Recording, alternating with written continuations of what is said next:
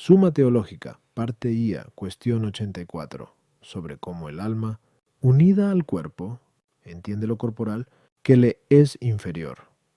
Siguiendo el plan trazado, hay que tratar ahora sobre los actos del alma vinculados a las potencias intelectivas y apetitivas, pues las otras potencias del alma no caen directamente bajo el análisis del teólogo. Los actos de la parte apetitiva corresponden al estudio de la ciencia moral.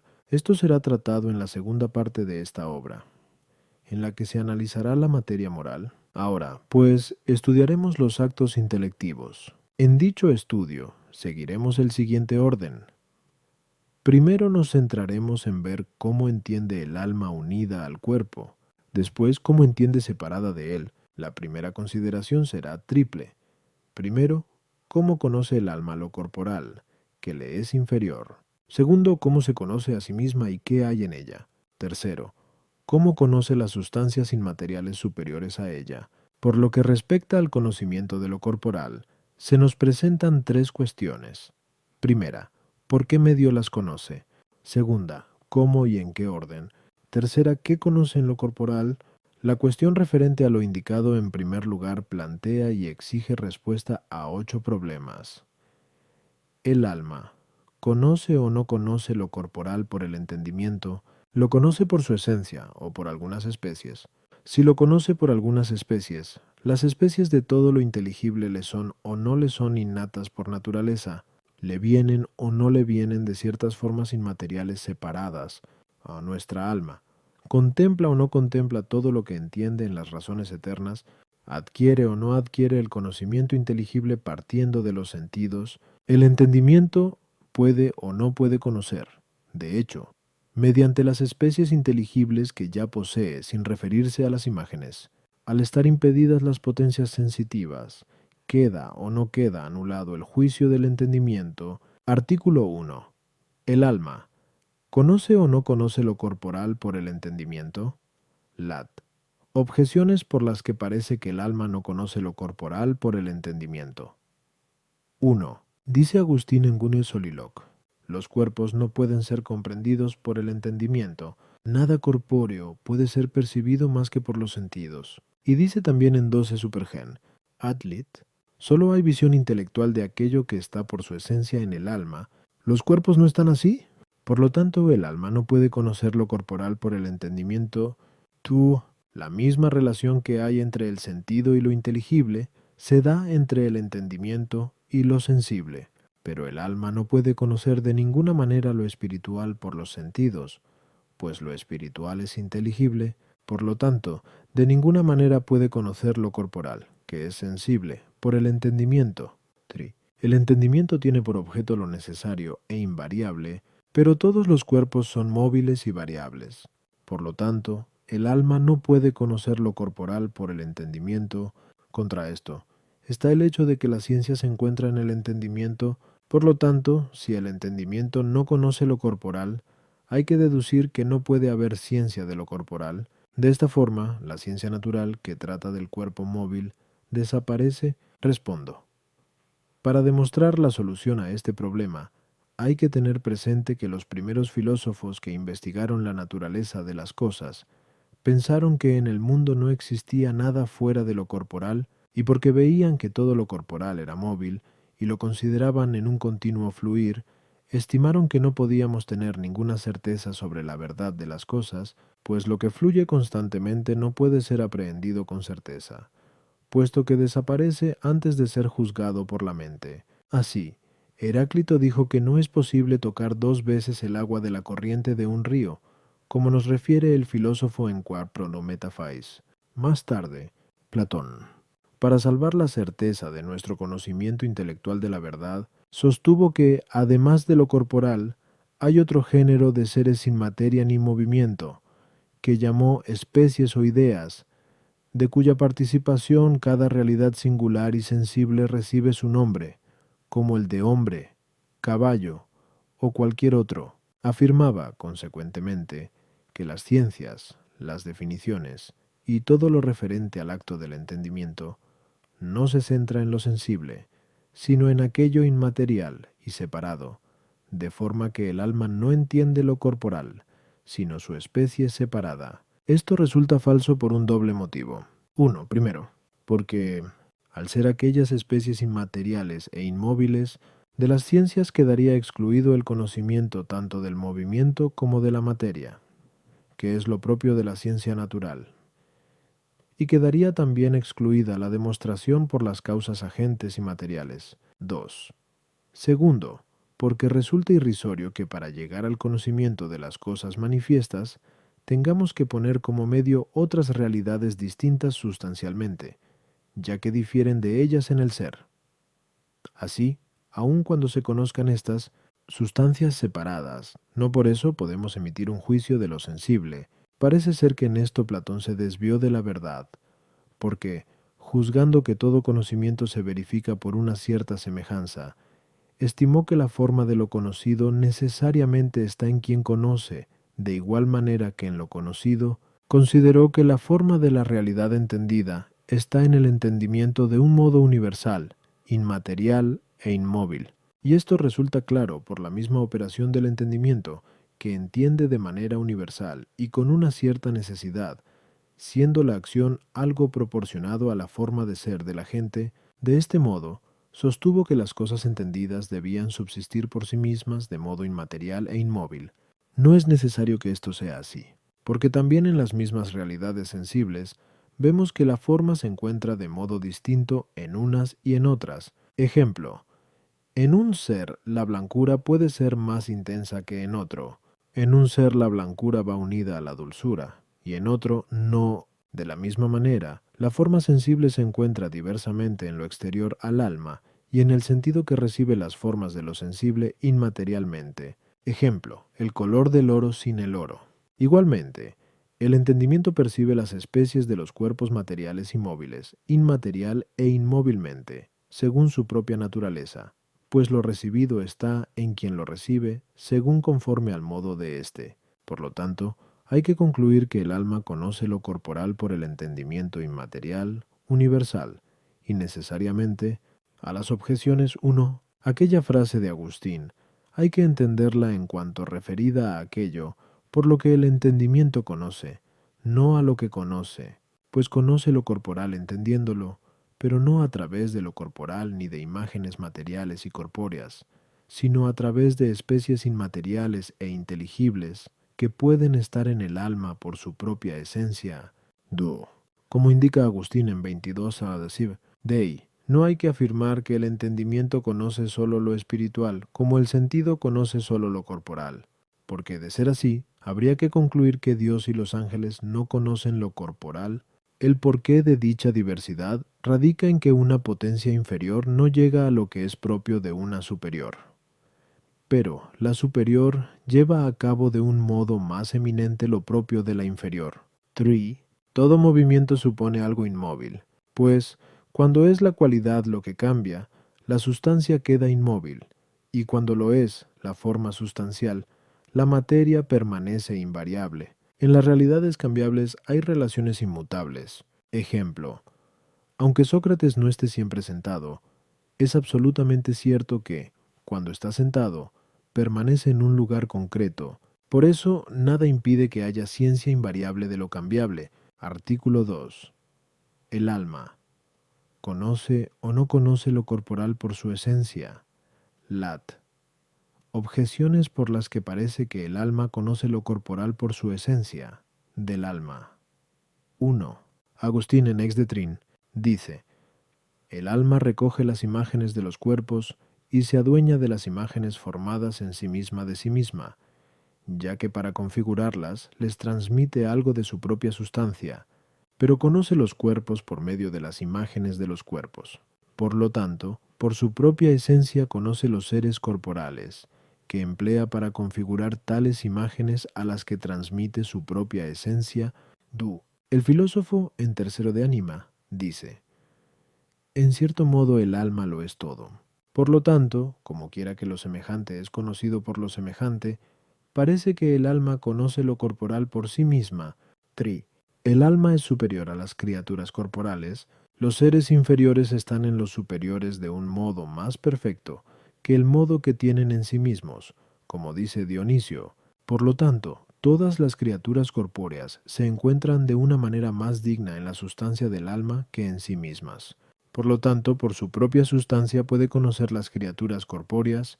Contra esto está lo que dice Agustín en Nove de Trin: la mente llega al conocimiento de lo corporal a través de los sentidos corporales.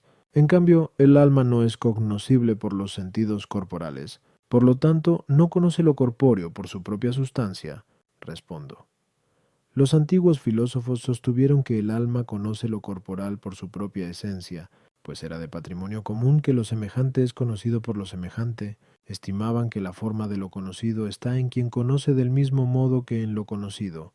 Los platónicos opinaron de forma contraria, pues Platón, percatándose de que el alma intelectiva es inmaterial y que conoce inmaterialmente, sostuvo que las formas de lo conocido subsisten también de modo inmaterial. En cambio, los primeros naturalistas, por estimar que lo conocido era corporal y material, sostuvieron que también está materialmente en el alma que lo conoce. Por eso, y para poder atribuir al alma el conocimiento de todo, sostuvieron que el alma era naturaleza común a todo. Y, como la naturaleza del ser originado está constituida por sus principios, al alma le atribuyeron la misma naturaleza de su principio. Así, quien sostuvo que el primer principio de las cosas es el fuego, así también sostuvo que el alma es de naturaleza ígnea.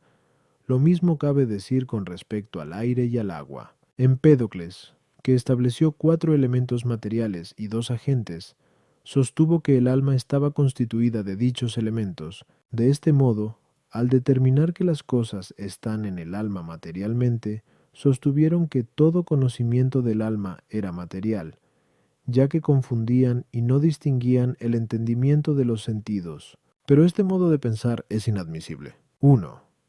Primero, porque en el principio material al que hacían referencia no se encuentran los seres que se originan de él, a no ser potencialmente, y nada es conocido en cuanto que está en potencia, sino sólo en cuanto que está en acto, como consta en Nuinelem Metaphys. Por eso, ni tan siquiera la misma potencia es conocida a no ser a través del acto. Por lo tanto, para que el alma lo conociera todo, no sería suficiente atribuirle la naturaleza de los principios, a no ser que también poseyera la naturaleza y forma de cada uno de sus efectos, como la de los huesos, la carne y demás, como argumenta Aristóteles contra Empédocles en Hino de Anima 2 porque si fuera necesario que lo conocido estuviera materialmente en quien conoce, nada impediría que las realidades materiales exteriores tuvieran conocimiento, puesto que si el alma conociera el fuego por el fuego, también el mismo fuego que está fuera del alma lo conocería. Por lo tanto, hay que concluir que los objetos materiales conocidos están en quien conoce no materialmente, sino, más bien, inmaterialmente. Esto es así porque el acto del entendimiento comprende los objetos que están fuera de quien conoce, ya que es evidente que conocemos lo externo a nosotros. Ahora bien, por la materia la forma está determinada a un ser único y concreto. Por eso es evidente que la razón de la materialidad y del conocimiento son opuestos. De este modo, los seres que reciben sólo materialmente las formas de otros seres no pueden conocer de ningún modo, como por ejemplo las plantas, tal como se dice en el segundo libro de Ánima. En cambio, cuanto más inmaterialmente un ser posee la forma de lo conocido, más perfectamente conoce.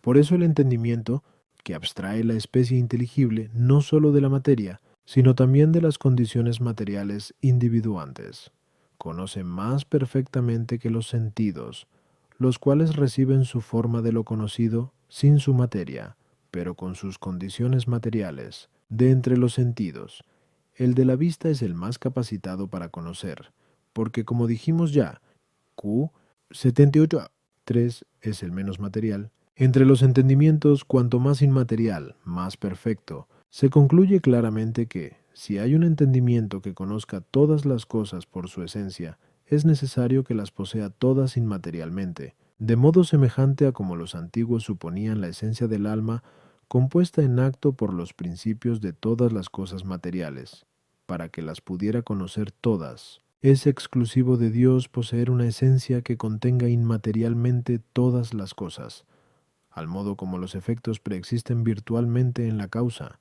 Así, Pues, solo Dios lo conoce todo en virtud de su propia esencia, no el alma humana ni tampoco el ángel. A las objeciones 1. Agustín está hablando de la visión imaginaria que se realiza por medio de imágenes corporales.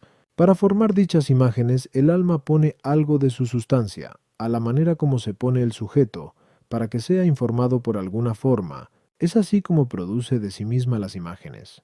No porque el alma o una parte suya se transforme en esta o en aquella imagen, sino al modo como se dice que un cuerpo se convierte en algo coloreado, porque se le da un color.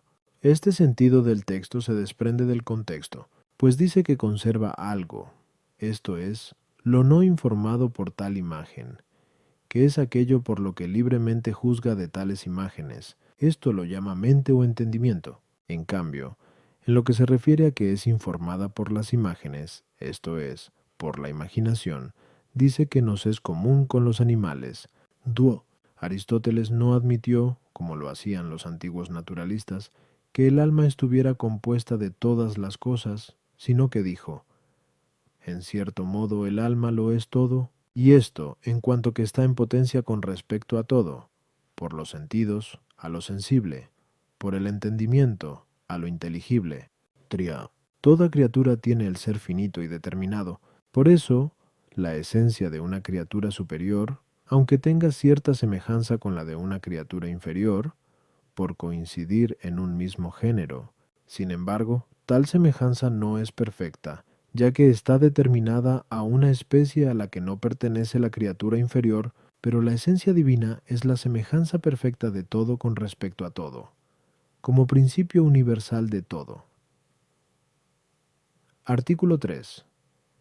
El alma. ¿Lo conoce o no lo conoce todo por las especies impresas naturalmente en ella? Lat. Objeciones por las que parece que el alma lo conoce todo por las especies impresas naturalmente en ella. 1. Dice Gregorio en la homilía sobre la ascensión, entender es común al hombre y a los ángeles, pero los ángeles lo entienden todo por las formas innatas, por eso se dice en el libro de Causis, toda inteligencia está llena de formas, por lo tanto, el alma posee especies congénitas de todo por las que conoce lo corporal. 2. El alma intelectiva es más digna que la materia prima corporal, pero la materia prima es creada por Dios con las formas con respecto a las que está en potencia. Por lo tanto, con mayor motivo, el alma intelectiva es creada por Dios con las especies inteligibles. De este modo, el alma entiende lo corporal por las especies innatas. 3. Nadie puede responder correctamente más que de lo que conoce.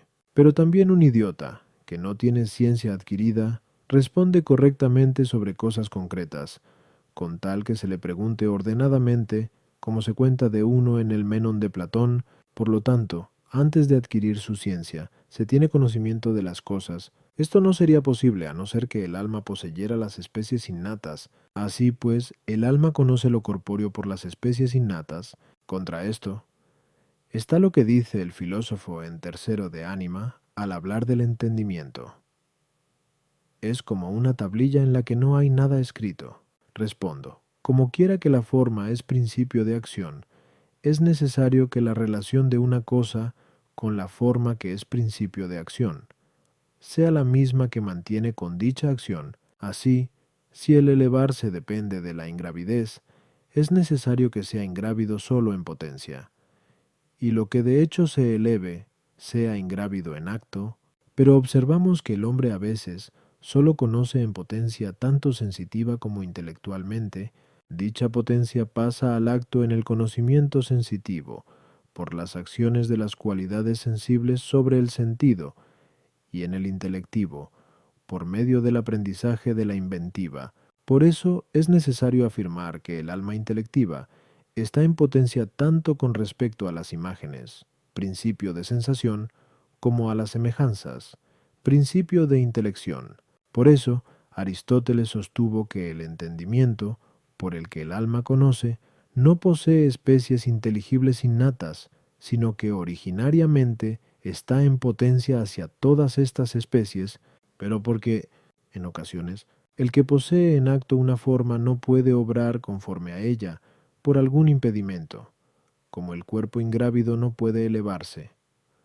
Platón sostuvo que el entendimiento del hombre, por naturaleza, está repleto de todas las especies inteligibles, pero que, debido a su unión con el cuerpo, no pasan a estar en acto. No parece que esto sea correcto. 1.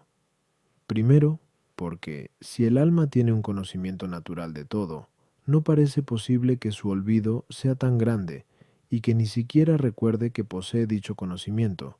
De hecho, ningún hombre olvida lo que conoce por naturaleza, como, por ejemplo, que el todo es mayor que la parte y cosas parecidas, y mucho más incorrecto todavía parece, si tenemos en cuenta que al alma le es natural estar unida al cuerpo, como dijimos anteriormente, Dieki 76.1, ya que es inaceptable que la acción natural de un ser quede totalmente impedida por algo que le es natural. 2. Segundo, la falsedad de esta postura aparece manifiestamente porque, cuando falta algún sentido, falta el conocimiento de lo que dicho sentido percibe. Ejemplo, el ciego de nacimiento no conoce los colores. Esto no sucedería si en el alma hubieran sido infundidas por naturaleza las razones de todo lo inteligible. Por lo tanto, hay que afirmar que el alma no conoce lo corporal a través de las especies innatas. A las objeciones. 1. Ciertamente común a los ángeles y a los hombres es el entender, pero en estos no se da la perfección de aquellos, de la misma forma que los cuerpos inferiores, que se limitan a existir, no tienen una existencia tan perfecta como la de los cuerpos superiores, como dice Gregorio, pues la materia de los cuerpos inferiores no está totalmente formada, sino que está en potencia para algunas formas que todavía no posee. La materia de los cuerpos superiores está totalmente formada, de manera que, como establecimos, Q 66.2 no están en potencia para recibir otra forma. Igualmente, el entendimiento del ángel está naturalmente perfeccionado por las especies inteligibles, mientras que el entendimiento humano está en potencia con respecto a ellas. La materia prima tiene su ser sustancial por la forma, y por eso debió ser creada con alguna forma. De no ser así, no existiría en acto. Sin embargo, existiendo con una sola forma, está en potencia con respecto a otras. En cambio, el entendimiento no recibe su ser sustancial de la especie inteligible. Consecuentemente, no hay paridad. 3. Un correcto interrogatorio va de los principios generales, comúnmente conocidos, a los casos concretos. Este procedimiento causa el saber en el alma del que aprende. Por eso, cuando uno responde con precisión a algo que se le pregunta, no es porque lo conociera antes, sino porque es entonces cuando lo conoce por primera vez. Por lo demás, da igual que el maestro, al pasar de los principios generales a las conclusiones, lo haga exponiendo o preguntando, porque, en ambos casos, quien le escucha se convence de lo posterior por lo anterior. Artículo 4. Las especies inteligibles pasan o no pasan al alma provenientes de algunas formas separadas. Lat. Objeciones por las que parece que las especies inteligibles pasan al alma provenientes de otras formas separadas. 1. Todo lo que uno es por participación ha sido causado por alguien que lo es por esencia. Ejemplo, lo encendido tiene por causa el fuego, pero el alma intelectiva, entendiendo en acto, participa de las mismas realidades inteligibles, pues el entendimiento en acto es, de algún modo, lo entendido en acto. Por lo tanto, las cosas que en sí mismas y por su propia esencia son entendidas en acto, son la causa de que el alma intelectiva entienda en acto.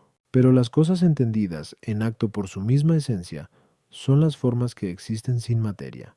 Así pues, las especies inteligibles por las que el alma entiende son causadas por ciertas formas separadas.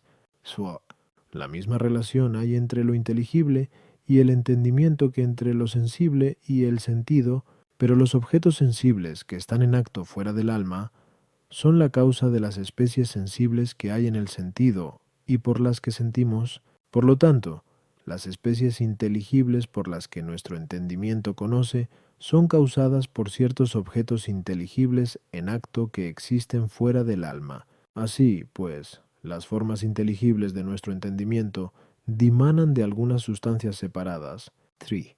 Todo lo que está en potencia se actualiza por lo que está en acto. Por lo tanto, si nuestro entendimiento está primero en potencia y después en acto, es necesario que esto sea causado por algún entendimiento que está siempre en acto. Este es el entendimiento separado. Por lo tanto, las especies inteligibles por las que entendemos en acto son causadas por algunas sustancias separadas. Contra esto está el hecho de que, de ser así, para entender no necesitaríamos los sentidos. Esto es evidentemente falso, porque quien carece de un sentido de ninguna manera puede conocer los objetos sensibles correspondientes a dicho sentido. Respondo. Algunos sostuvieron que las especies inteligibles de nuestro entendimiento proceden de algunas formas o sustancias separadas. Esto sucede de dos maneras. Platón, como dijimos, a 1, sostuvo que las formas de las realidades sensibles subsisten por sí mismas sin materia. Ejemplo, la forma del hombre, que él llamaba el hombre en sí, y la forma o idea de caballo, que llamaba caballo en sí. Consecuentemente, sostenía también que las formas separadas eran participadas tanto por nuestra alma como por la materia corporal, por nuestra alma para entender, por la materia corporal para existir, y así como la materia corporal, por el hecho de participar de la idea de piedra, se hace piedra, así también nuestro entendimiento, por el hecho de participar de la idea de piedra, conoce la piedra. La participación de la idea se realiza a través de una semejanza suya en quien participa de ella, a la manera como el ejemplar es participado por la copia.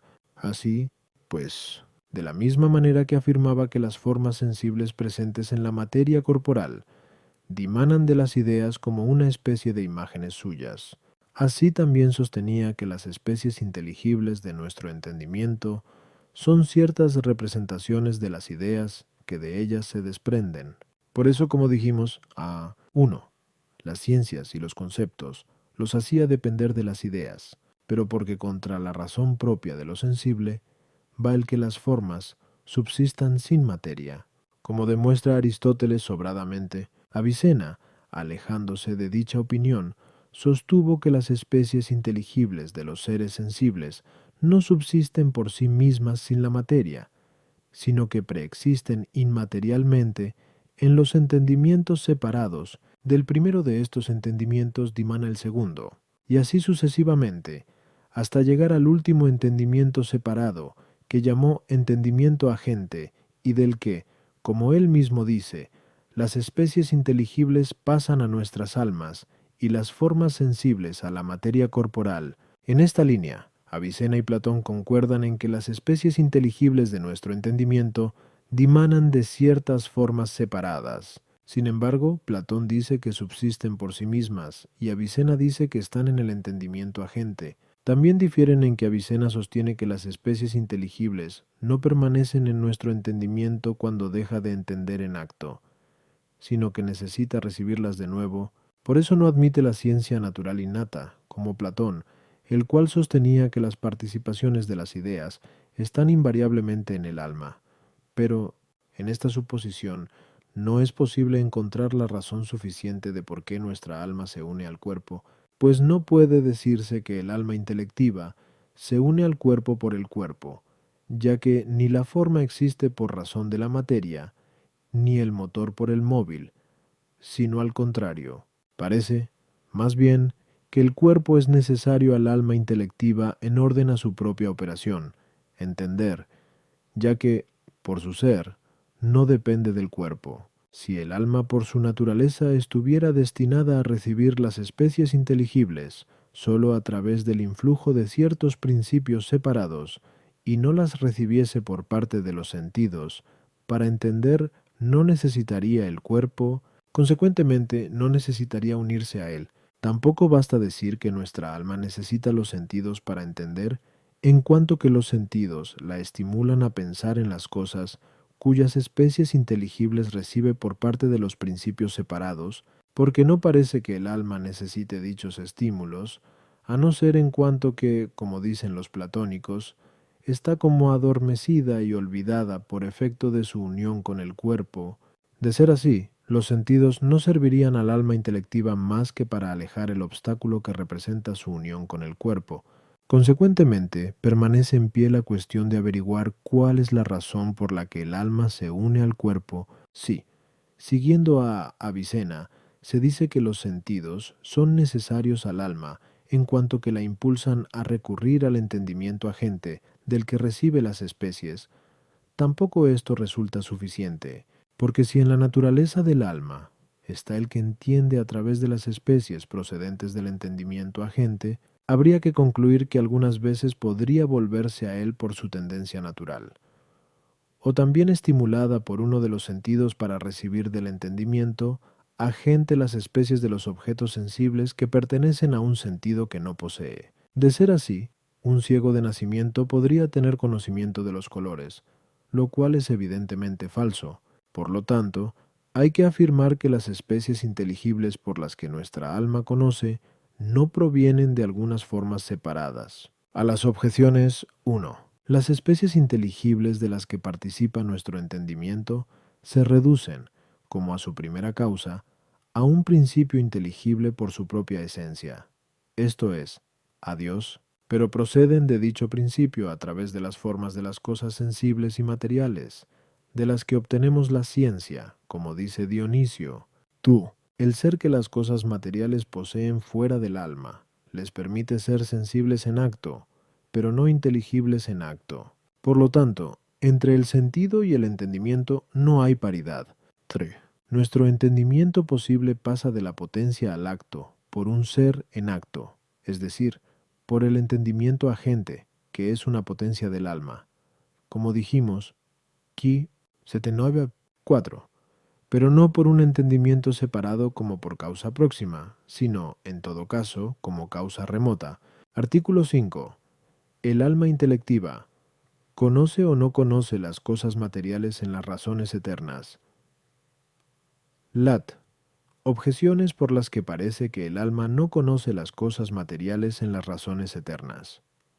1. Aquello en lo que una cosa es conocida, se conoce antes y mejor, pero el alma intelectiva del hombre, en el estado de la vida presente, no conoce las razones eternas, ya que no conoce a Dios mismo, en quien están estas razones, sino que se une a Él como a un ser desconocido, como dice Dionisio en C.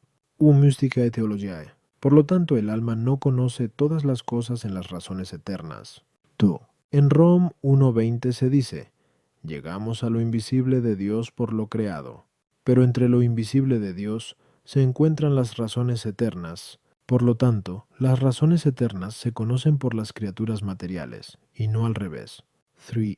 Las razones eternas no son más que las ideas, pues Agustín en el libro Octoginta Triunquaest dice, las ideas son las razones permanentes de las cosas que hay en la mente divina. Por lo tanto, decir que el alma intelectiva conoce todas las cosas en las razones eternas es actualizar la postura de Platón, quien sostuvo que toda ciencia deriva de las ideas.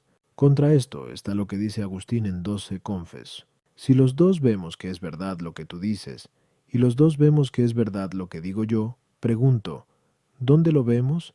Ni yo en ti, ni tú en mí, sino que ambos lo vemos en aquella verdad inmutable que está por encima de nosotros. Pero la verdad inmutable está contenida en las razones eternas, por lo tanto, el alma intelectiva conoce todas las cosas verdaderas en las razones eternas. Respondo, como dice Agustín en Gunde de Doct, Christ. Los llamados filósofos, si han dicho alguna verdad en consonancia con nuestra fe, debemos reivindicarla para nuestro uso, puesto que ellos son injustos poseedores, pues en las doctrinas de los paganos hay ciertas fábulas supersticiosas que todo cristiano que proceda del paganismo debe evitar. Por eso, Agustín, imbuido en las doctrinas de los platónicos, recogió todo lo que en ellas encontró conforme con la fe, corrigiendo todo lo que se oponía. Así, Platón sostuvo, como hemos dicho, anam huar, que las formas de las cosas, que llamó ideas, subsisten independientemente de la materia, por cuya participación nuestro entendimiento conoce todas las cosas, De modo que, así como la materia corporal se hace piedra por la participación de la idea de piedra, así también nuestro entendimiento conoce la piedra por participación de la misma idea, pero porque parece contrario a la fe que las formas de las cosas subsistan fuera de éstas por sí mismas y sin materia, como sostuvieron los platónicos, los cuales afirmaban que la vida en sí misma y la sabiduría en sí misma son sustancias creadoras, como dice Dionisio en C. L. de Div. No. Por eso Agustín en el libro Octoginta Trium Quaest admitió, en lugar de las ideas de Platón, la existencia en la mente divina de las razones de todas las cosas, según las cuales han sido hechas todas las cosas, y según las que el alma todo lo conoce. Por lo tanto, cuando nos preguntamos si el alma humana conoce todas las cosas en las razones eternas, debemos responder que algo es conocido en otro de dos maneras. 1. Una, como en objeto conocido, al modo como se ven en el espejo las cosas cuyas imágenes refleja. De esta manera, el alma no puede en el presente estado de vida ver todas las cosas en las razones eternas. En cambio, así es como conocen los bienaventurados, los cuales ven a Dios y todas las cosas en Dios. 2. Otra, como en su principio de conocimiento, como si dijéramos que vemos en el sol lo que vemos por su luz. En este sentido, es necesario decir que el alma humana conoce las cosas en las razones eternas, por cuya participación lo conocemos todo. Pues la misma luz intelectual que hay en nosotros no es más que una cierta semejanza participada de la luz increada en la que están contenidas las razones eternas. Por eso, en el Sal 4:6-7 se dice, muchos dicen, ¿quién nos muestra los bienes? El salmista responde a esta pregunta diciendo, Señor, sobre nosotros está sellada la luz de tu rostro, como si dijera, por el sello de la luz divina en nosotros, todo se nos da a conocer.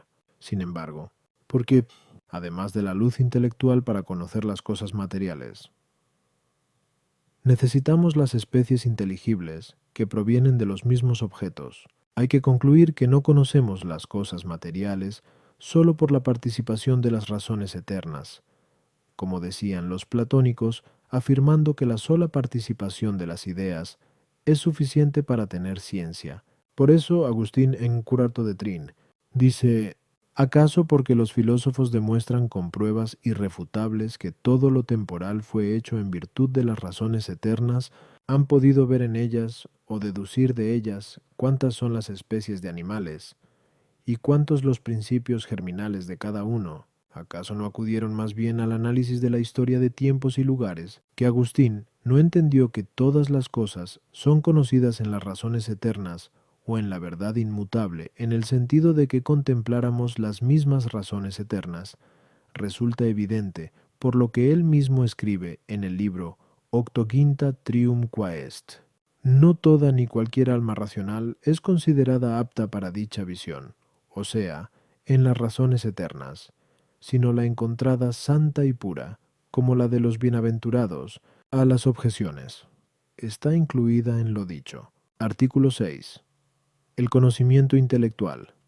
Parte o no parte de las cosas sensibles. Lat.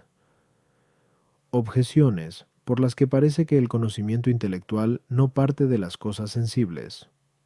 Anio. Dice Agustín en el libro Octoginta Trium Quaest, ninguna verdad cierta puede esperarse de los sentidos del cuerpo. Esto lo prueba por dos razones. Una, porque todo cuanto el sentido corporal alcanza está en continuo cambio, y lo que no permanece no puede ser percibido. Otra, porque conservamos las imágenes de todas las cosas que impresionaron los sentidos corporales, aun cuando no estén presentes en ellos, como ocurre en el sueño y en la locura, sin que podamos discernir por los sentidos sobre si lo que sentimos son los mismos objetos sensibles o falsas imágenes, y no es posible que se perciba nada sin discernirlo de lo falso. Así, concluye que no hay que esperar la verdad de los sentidos. Pero el conocimiento intelectual percibe la verdad. Por lo tanto, el conocimiento intelectual no proviene de los sentidos. Dua, dice Agustín en Dos de Supergen, ad lit, No debe creerse que el cuerpo obre algo en el espíritu como si el espíritu estuviese sometido a su acción en calidad de materia, puesto que es, en todos los conceptos, más digno el sujeto que obra que la realidad en la que se obra. Por eso concluye, no es el cuerpo el que produce su imagen en el espíritu, sino éste quien produce dicha imagen en sí mismo. Por lo tanto, el conocimiento intelectual no proviene de las cosas sensibles. 3.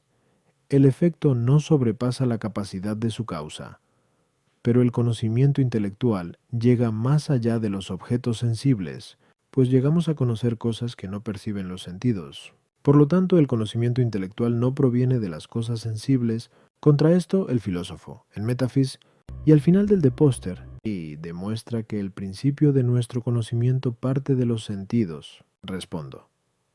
Sobre esta cuestión, entre los filósofos hubo 3 opiniones. Demócrito sostuvo que la única causa de cada uno de nuestros conocimientos consiste en que vengan y entren en nuestras almas las imágenes de los cuerpos en que pensamos. Como nos transmite Agustín en su carta Ad Dioscorum y Aristóteles en el libro de Soma et Vigil, y también dice que Demócrito sostuvo que el conocimiento se verifica por imágenes y emanaciones. El fundamento de tal opinión está en que tanto Demócrito como los antiguos naturalistas no establecían diferencias entre el entendimiento y el sentido, como delata Aristóteles en el libro De Anima. Por eso, como el sentido es alterado por el objeto sensible, estimaron que todos nuestros conocimientos se verificaban sólo por esta alteración producida por lo sensible. Esta alteración, Demócrito afirmaba que se realiza por emanaciones de imágenes. Por su parte, Platón distinguía el entendimiento de los sentidos. Así, el entendimiento era una facultad inmaterial que para su acción no se servía de ningún órgano corporal, y como lo incorpóreo no puede ser alterado por lo corpóreo, dedujo que el conocimiento intelectual no se verifica por la modificación que los objetos sensibles producen en el entendimiento, sino por la participación de las formas inteligibles separadas. Esto ya se dijo. 5. También sostuvo que los sentidos tenían cierta virtualidad propia, por la que ni siquiera ellos mismos, a no ser como facultad espiritual, son alterados por objetos sensibles, que sólo afectan a los órganos sensoriales, por cuya alteración de alguna manera es estimulada el alma, en orden a configurar en sí misma las especies de los objetos sensibles. Esta opinión parece ser muy cercana a la expresada por Agustín en 12 Supergen. Adlet, y esto es cuando dice, no es el cuerpo el que siente, sino el alma por el cuerpo, del que se sirve como de mensajero para formar en sí misma lo que se le notifica de fuera. Así, pues, según la opinión de Platón, ni el conocimiento intelectual procede del sensible, ni siquiera el sensible procede totalmente de los objetos sensibles, sino que los objetos sensibles estimulan al alma sensitiva para sentir, y, a su vez, los sentidos estimulan al alma intelectiva para entender. Aristóteles mantuvo una postura media equilibrada. Con Platón admite que el entendimiento es distinto del sentido, pero sostuvo que el sentido no ejerce su operación propia sin que intervenga el cuerpo, de tal manera que el sentir no es un acto exclusivo del alma, sino del compuesto. Lo mismo afirma de todas las operaciones de la parte sensitiva, y porque no hay inconveniente en que los objetos sensibles que se encuentran fuera del alma produzcan algún efecto en el compuesto, Aristóteles concuerda con Demócrito en decir que las operaciones de la parte sensitiva son causadas por impresiones de los objetos sensibles en el sentido, pero no a modo de emanación, como sostuvo Demócrito, sino por medio de una operación, pues Demócrito suponía que todas las acciones se deben a la movilidad de los átomos, como aparece en I de Generat. Aristóteles, en cambio, sostenía que el entendimiento ejecuta su operación sin la intervención del cuerpo.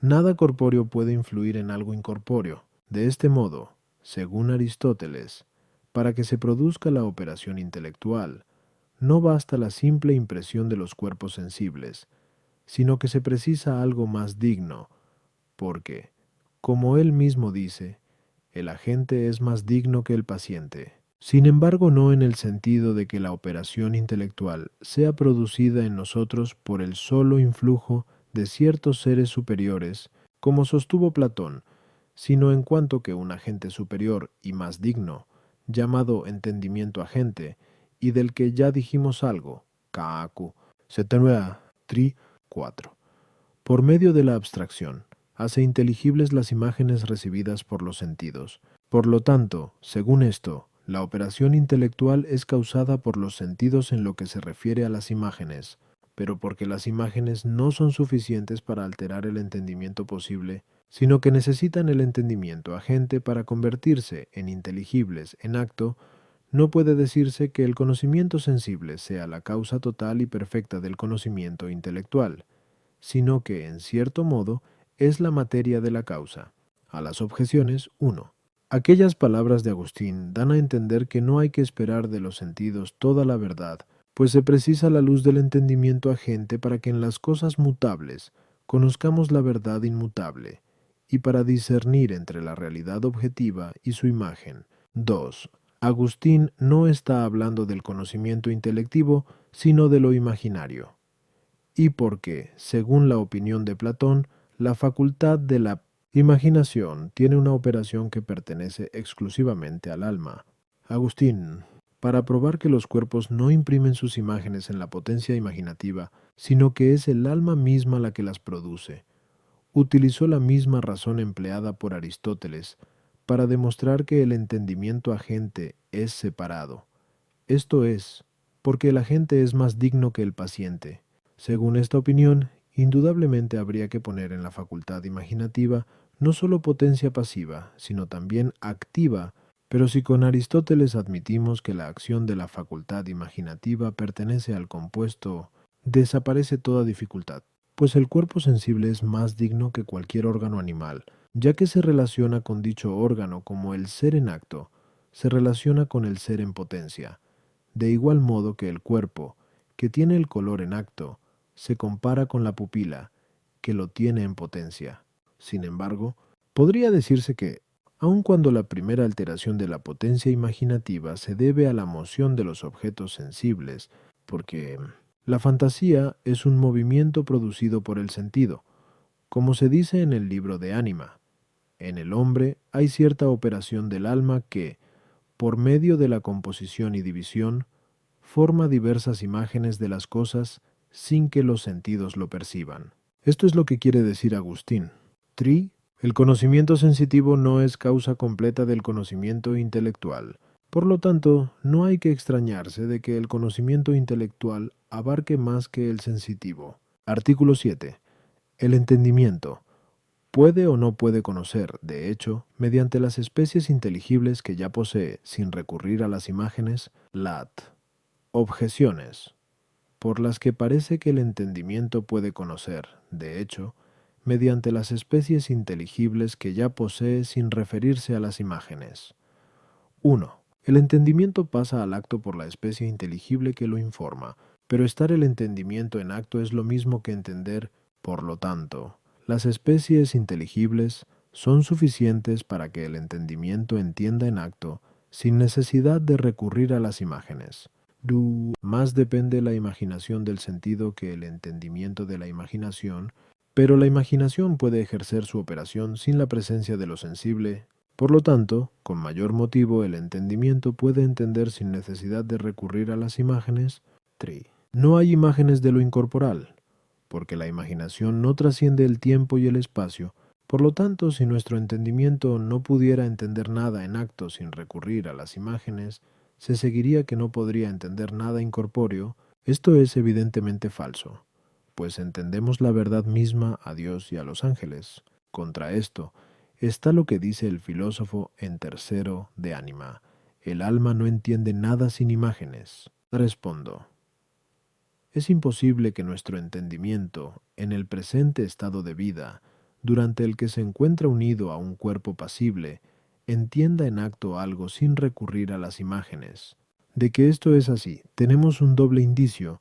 1. Primero, porque al ser el entendimiento una facultad que no se sirve de ningún órgano corporal, de ninguna manera estaría impedido su acto por la lesión de un órgano corporal, si para su ejercicio no necesitase el acto de otra facultad que sí utiliza dichos órganos. Las potencias que sirven de órganos corporales son el sentido, la imaginación y las otras facultades de la parte sensitiva. Por eso resulta evidente que para que el entendimiento entienda en acto, y no sólo cuando por primera vez adquiera un conocimiento, sino también en la posterior utilización del conocimiento adquirido, se precisa el acto de la imaginación y el de las demás facultades, pues observamos que, impedido el acto de la imaginación por la lesión de un órgano, como sucede en los dementes, o impedida la facultad de la memoria, como sucede en los que se encuentran en estado de letargo, el hombre no puede entender en acto ni siquiera aquellas cosas cuyo conocimiento ya había adquirido. 2. Segundo, porque todos pueden experimentar en sí mismos que, al querer entender algo, se forman ciertas imágenes a modo de ejemplares en las que se puede contemplar, por decirlo de alguna manera, lo que se proponen entender. Por eso, cuando queremos hacer comprender a otro algo, le proponemos ejemplos que le permitan formarse imágenes para entender. El porqué de todo esto radica en que la potencia cognoscitiva está proporcionada a lo cognoscible. Por eso, el entendimiento angélico, sin vinculación alguna con un cuerpo, por objeto propio tiene la sustancia inteligible separada del cuerpo, por la que conoce lo material inteligible. En cambio, el objeto propio del entendimiento humano, que está unido a un cuerpo, es la esencia o naturaleza existente en la materia corporal, y, a través de la naturaleza de lo visible, llega al conocimiento de lo invisible. Es esencial a la naturaleza visible existir en un individuo que no es tal individuo sin materia corpórea, como es esencial a la naturaleza de la piedra existir en esta piedra, y a la naturaleza del caballo es esencial existir en este caballo. Por lo tanto, de forma verdadera y completa no se puede conocer la naturaleza de la piedra o la de cualquier otro objeto material si no se la conoce existente de forma concreta, pero lo concreto lo percibimos por los sentidos y por la imaginación. Consecuentemente, para que el entendimiento entienda en acto su objeto propio, es necesario que recurra a las imágenes para descubrir la naturaleza universal como presente en un objeto particular. En cambio, si el objeto de nuestro entendimiento fuesen las formas separadas, o si las naturalezas de las realidades sensibles subsistiesen independientemente de lo concreto, como dicen los platónicos, no sería necesario que nuestro entendimiento para entender recurriera siempre a las imágenes. A las objeciones 1. Las especies conservadas en el entendimiento posible están en él habitualmente cuando no las entiende en acto, como se dijo, Quich 79a. Y por eso, para entender en acto, no basta conservar así las especies, sino que es necesario que las utilicemos en conformidad con lo que representan, esto es, con las naturalezas existentes en las cosas particulares. Tú, la misma imagen es una semejanza de la realidad concreta, por eso, la imaginación no necesita una nueva representación particular, como la necesita el entendimiento. 3. Conocemos las realidades incorpóreas, de las que no disponemos de imágenes, por la relación con lo sensible, de lo cual sí poseemos imágenes. De este modo, conocemos la verdad misma reflexionando sobre el objeto cuya verdad investigamos. Como dice Dionisio, a Dios le conocemos en cuanto causa y por vía de eminencia y negación. En lo que se refiere a las demás sustancias incorpóreas, no podemos conocerlas en el estado presente de vida, más que por vía de remoción, o a través de una comparación con lo corporal. Así, para conocer algo de estos seres, aun cuando no dispongamos de sus imágenes, es necesario recurrir a las imágenes de lo corpóreo. Artículo 8. El juicio del entendimiento. ¿Queda o no queda impedido cuando el sentido está anulado? Las objeciones por las que parece que el juicio del entendimiento no queda impedido cuando el sentido está anulado. 1. Lo superior no depende de lo inferior, pero el juicio del entendimiento está por encima de los sentidos. Por lo tanto, el juicio del entendimiento no es impedido por el embotamiento de los sentidos. Raciocinar es un acto del entendimiento. Durante el sueño los sentidos están impedidos, como se dice en el libro de Son y Vigil. Sin embargo, hay quien razona durmiendo, por lo tanto, estancados los sentidos, no queda impedido el juicio del entendimiento. Contra esto, no se consideran actos pecaminosos aquellas acciones contrarias a las rectas costumbres y que se realizan durante el sueño, como dice Agustín en 12 de Supergen. Adlit, esto no ocurriría si, estando dormido el hombre, pudiera usar libremente de la razón y del entendimiento. Por lo tanto, el estancamiento de los sentidos impide el uso de la razón. Respondo. Como dijimos, 7. El objeto propio y proporcionado a nuestro entendimiento es la naturaleza de lo sensible, pero no puede emitirse un juicio completo de algo si no se conoce todo lo que está referido a este algo, en especial si se desconoce el término y el fin del juicio, dice el filósofo en tercero de Caelo. Así como el fin de la ciencia práctica es la operación, así también el de la ciencia natural es lo que principalmente se percibe por los sentidos, pues el herrero no busca conocer lo que es un cuchillo a no ser para su trabajo, es decir, para forjar este cuchillo en concreto. Igualmente, tampoco el naturalista busca conocer la naturaleza de la piedra o del caballo, a no ser para conocer las definiciones de lo que le ofrecen los sentidos. Es evidente que ni el juicio del herrero sobre el cuchillo sería perfecto si ignorase su funcionalidad, ni tampoco lo sería el juicio del naturalista sobre los objetos naturales si ignorase lo sensible. Ahora bien, todo lo que en la vida presente entendemos, lo entendemos por comparación con lo sensible. Por lo tanto, es imposible que el juicio de nuestro entendimiento sea perfecto cuando están impedidos los sentidos por los que conocemos lo sensible. A las objeciones 1. Aunque el entendimiento sea superior al sentido, sin embargo, y en cierto modo, depende de él, y en lo sensible se fundamenta su primer y principal objeto. De este modo, es necesario que el juicio del entendimiento quede impedido al quedar estancados los sentidos.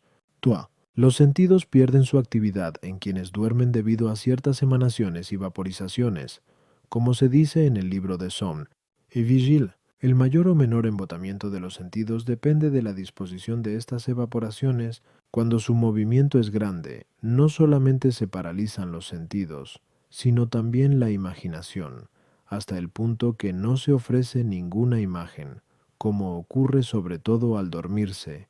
Después de haber comido y bebido demasiado, si el movimiento de los vapores es algo menor, se ofrecen imágenes, pero desfiguradas y desordenadas, como les ocurre a los que tienen fiebre. Si dicho movimiento aún es más lento, las imágenes se ofrecen ordenadas, como sucede sobre todo al acabar el sueño, y en aquellos hombres sobrios y dotados de una potente imaginación. Si el movimiento de los vapores es mínimo, no sólo queda libre la imaginación, sino también y en parte el sentido común, de tal manera que, incluso durmiendo, a veces el hombre juzga que lo que ve es un sueño, como si distinguiera entre realidad e imagen. Sin embargo, en parte está atado al sentido común. Por eso, aunque la realidad la distinga de ciertas imágenes, con otras se engaña siempre. Así, pues, en la medida en que el sentido y la imaginación se van recobrando paulatinamente durante el sueño, también el entendimiento recobra el juicio, aunque no totalmente. Por eso los que durmiendo razonan, siempre reconocen que se equivocaron en algo.